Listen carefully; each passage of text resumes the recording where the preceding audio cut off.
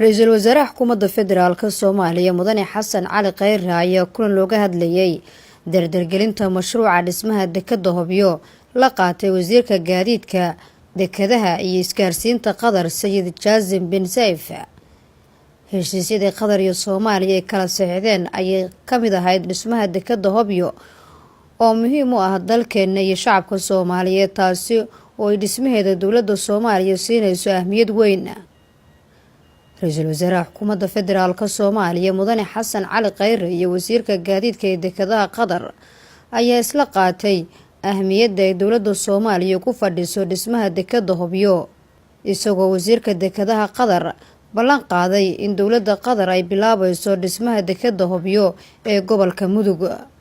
wasiirka qorsheynta maalgashiga iyo horumarinta dhaqaalaha ee xukuumadda Soomaaliya Jamaal Maxamed Xasan oo kamid ahaa mas'uuliyiintii shirka ku heliyay ra'iisul wasaaraha dalka ayaa xusay in dhawaan la bilaabi doono howlaha lagu dhisayo dekada Hobyo. shirka hadda soo dhamaaday waxa looga hadlay ra'iisul wasaaruhu wuxuu kulan gaar ah la yeeshay wasiirka gaadiidka, isgaarsiinta iyo dekadaha wadanka Qatar.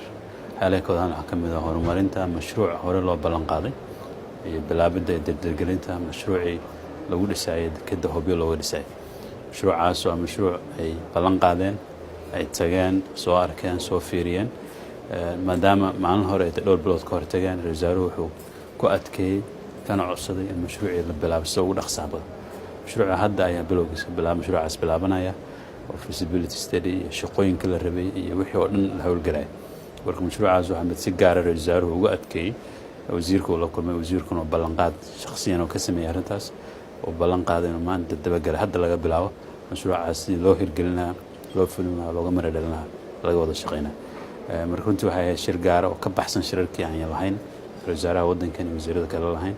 marka waxay tusaysaa ahmiyadda ay leedahay mashruucaas leeyahay sida dowladda Soomaaliya ballan qaadka dhexdhigii madaxweynaha iyo booqashooyinkii kala duwanaa lagu tagay iyo ballan qaadada la sameeyay ra'iisul wasaaruhu in laga maradhaliyo inuu rabo inuu ku adkeeyo wasiirka in arrintaas ay tahay arrin serious ah oo dowladda Soomaaliya serious u qaadanayso.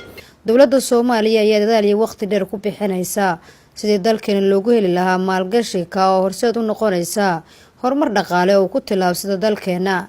dekada Hobyana mashruuca lagu dhisayna waa qayb kamid ah qorshahaasi. Nasr Bashiir Cali, warbaahinta qaranka, Dooxa.